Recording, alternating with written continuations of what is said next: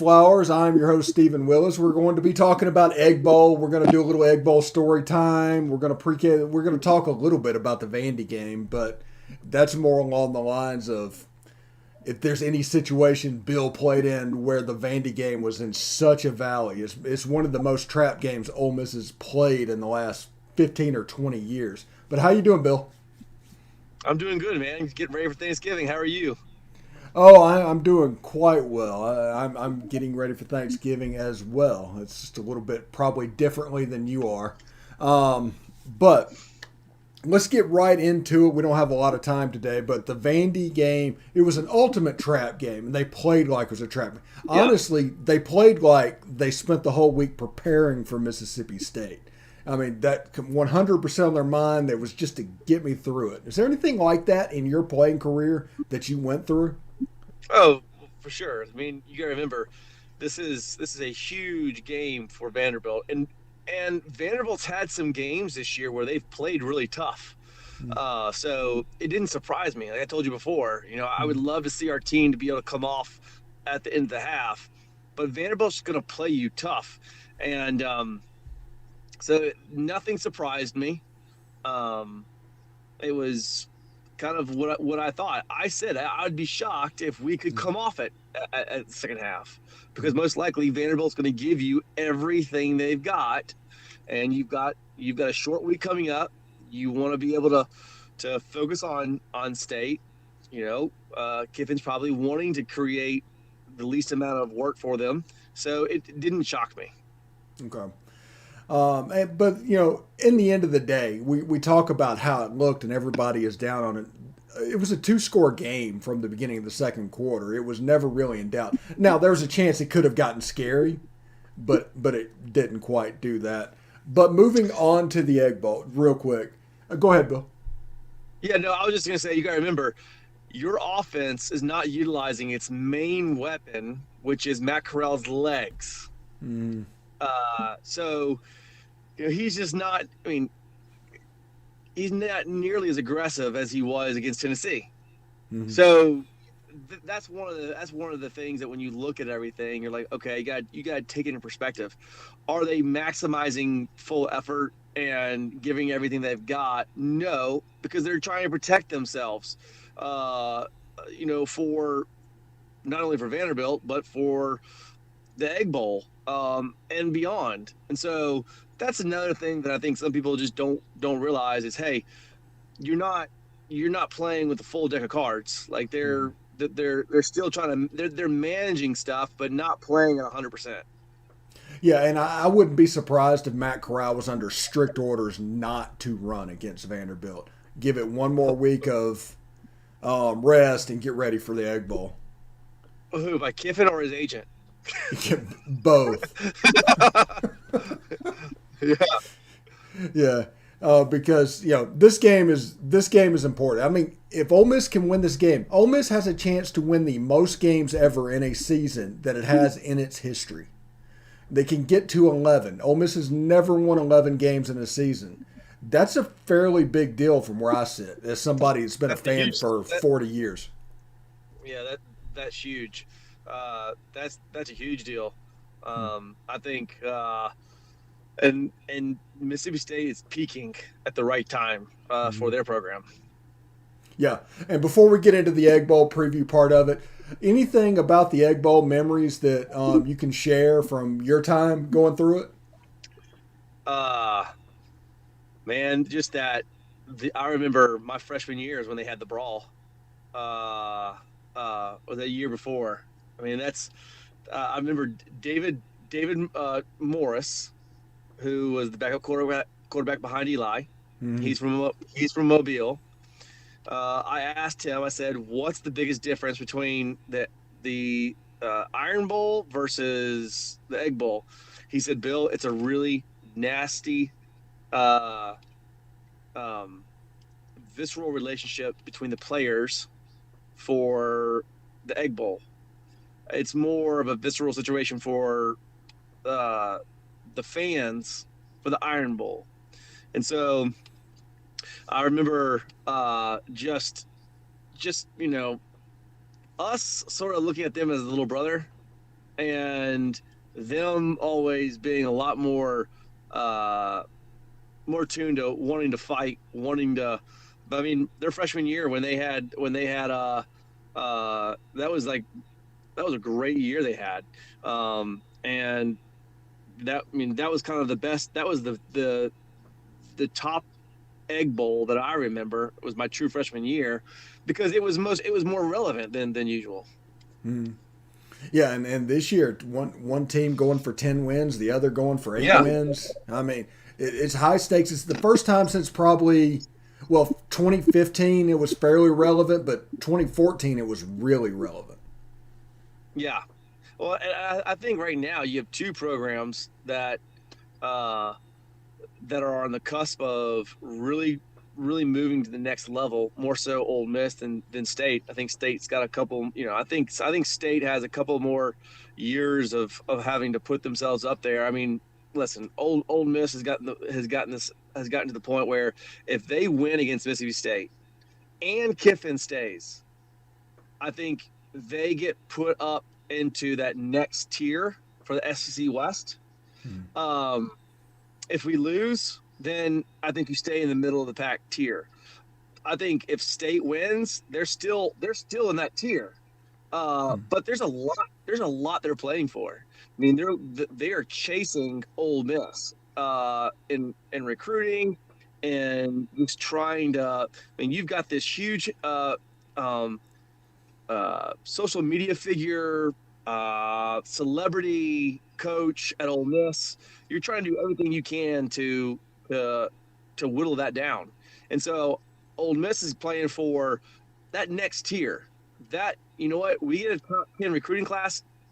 Should that shock you? No. Does it shock you now? Yes. But I think that's where we're playing for is that next tier level. And I think I think Ole Miss, if we play well and play to our abilities, our pass defense is sort of where we shine because it's less than focusing on the run. I think we have opportunity to win. But they're a great team peaking at the right moment. I would not want to play them a second half of Auburn game. Yeah, and we're recording this Tuesday afternoon about 4 o'clock. And I say that to say this: it's forecasted to be 30 degrees and raining during the game. That has to be a Yeah. positive for the Ole Miss offense. Well, you The you run game trigger back that specifically. you triggered back that memory of me in 2003, Eli's senior year, with pouring down rain, the Egg Bowl in Starkville. That was miserable. Well, tell me about it. I Oh man, remember. I it was remember two raining. things from. It was just Go ahead. raining and pouring. It was raining and pouring, and it was just nasty. I mean, it was just one of those moments where you're just like games are like getting you out of here. Like this is just nasty. Yeah, I remember two things from that game. One is Eli's pass to Tremaine Turner, where it looks like he Yep. falls over in the end zone, and the other is a crackback block of all things on a punt return, to where Yep. it just blew a guy up cracking back, and those are the two That's things I that was remember Chad from that game. Pilcher. That Who? was Chad Pilcher. Chad Pilcher. Okay, yeah, he just I don't know if I've ever seen somebody get blown up on a punt like that. That's Chad. Well, he's from Birmingham. He was a milk man. He was a milk mustache, like Sports Illustrated kid, walk on. He was a great athlete. Was from Louisiana Monroe. Quarterback. I think he won a national championship in high school as a quarterback. Came to Ole Miss, played baseball and football, and was kind of like a utility, player. And this senior year, they put him at up back. And you could tell he was getting his brains bashed in. And so he'll say his claim to fame in football was the Egg Bowl, with him putting that waylay on that player. Yeah, when people talk about, if y'all don't remember seeing this, there's the cleaters and there is the top of the helmet is the first thing that hit the ground, and that's what he did to that Yes. state player that day. It was Yeah. unreal. Yep. So let's transition over. We only have about 9 minutes to do this. A preview of the Egg Bowl this year. What are the keys for Ole Miss winning this game from your perspective? Well, I think you pointed to the weather. I think it's going to be establish the ground game, establish the the the physical nature of creating the ground game, controlling it. I think that's going to be our biggest focus on offense. I think defensively is getting pressure, not letting Will Rogers sit back there and pick you apart. I would like to see, close coverage, man, knock him off the routes and put as much pressure you can on Will Rogers to keep him from wanting to make those throws, and then obviously, not allowing them to get their ground game, because if it's gonna be that cold and that wet, it's they're gonna want to tap into their run game, and so they're obviously a much better passing game than a running game, but we need to make sure that we get them in their out of their comfort zone by putting pressure on them.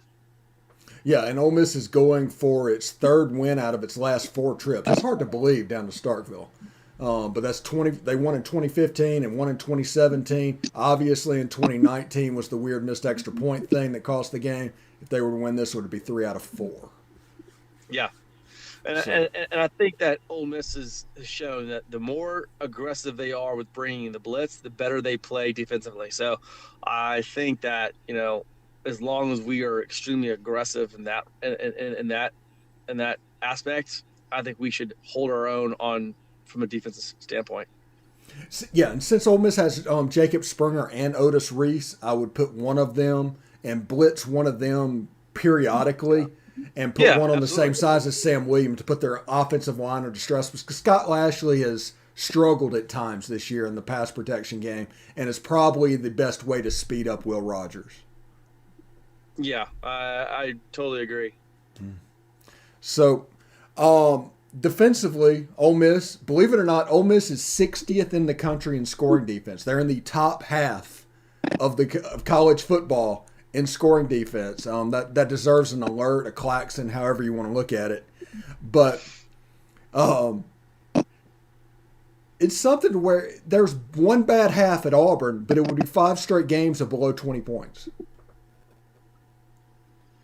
Yeah, and I think the Auburn game, and I think you kind of took out the Auburn game, but we started really pressing. I think the more, like again, I think where we see ourselves being able to capitalize on what we're doing is when we bring aggressive pressure, and I do feel like the Auburn game, you have to.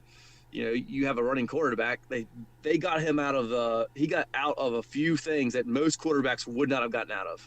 And so I think you got to put a little bit of an asterisk by that, because of the ability of their quarterback to be able to maneuver and wiggle out of some of those situations.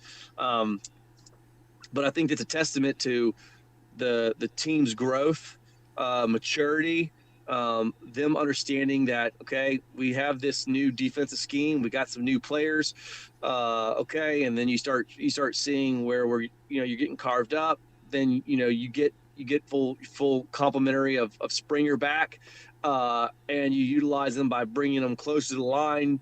Just that's what you want to see from a coaching staff, is you want to be able to see them being able to manipulate and to be able to. It's like going into the halftime.